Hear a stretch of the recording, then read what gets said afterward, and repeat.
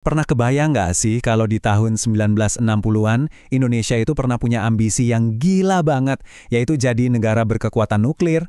Yup, ini adalah kisah yang mungkin banyak dari kita nggak tahu, sebuah cerita tentang mimpi Indonesia untuk punya bom atom sendiri.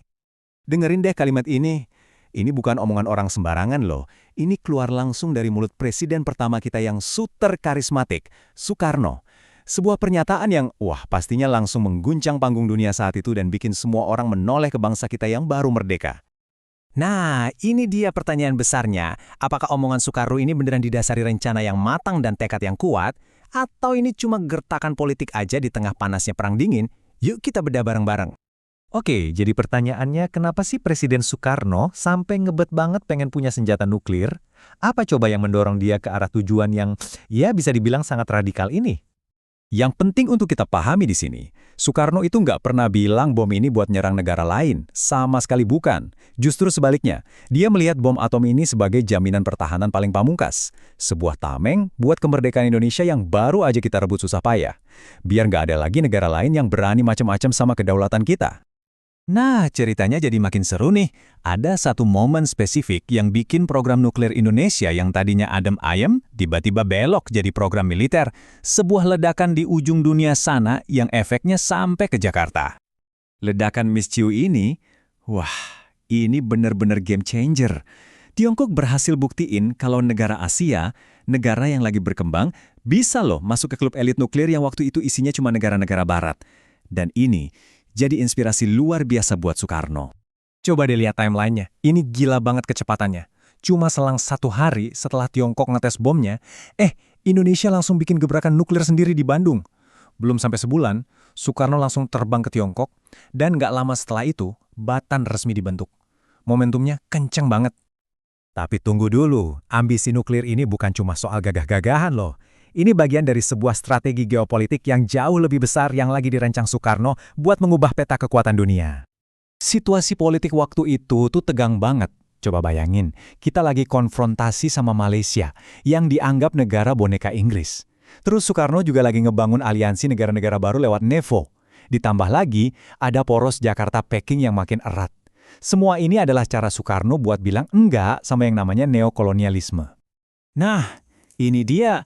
Buktinya, Tiongkok bukan cuma kasih inspirasi, tapi mereka beneran nawarin bantuan langsung, secara rahasia pula, buat bantu Indonesia bikin senjata nuklir. Dengan tawaran kayak gini, mimpi atom Soekarno yang tadinya kelihatan jauh, tiba-tiba jadi terasa sangat mungkin. Oke, terus gimana reaksi dunia ngelihat rencana Indonesia ini?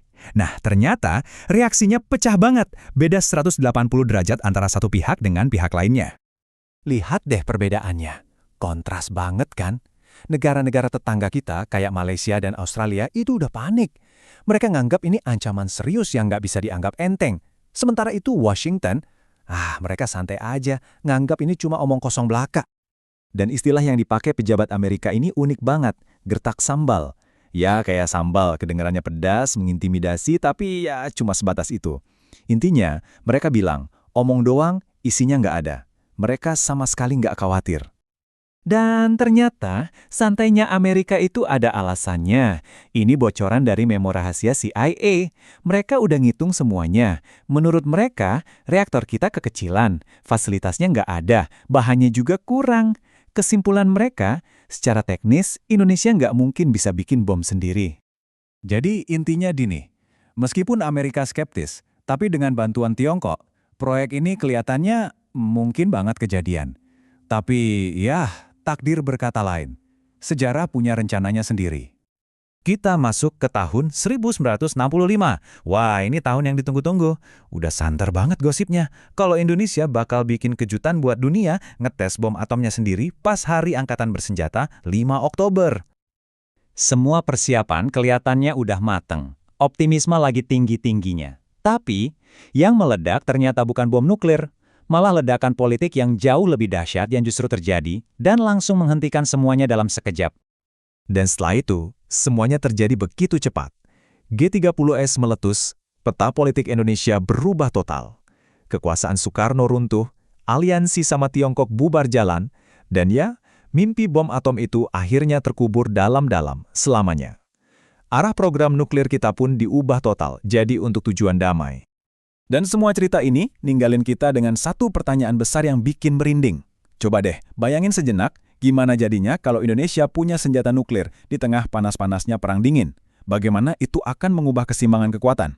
Ini benar-benar salah satu bagaimana jika terbesar dalam sejarah modern kita. Sebuah bab yang hampir mengubah dunia, tapi akhirnya terlupakan.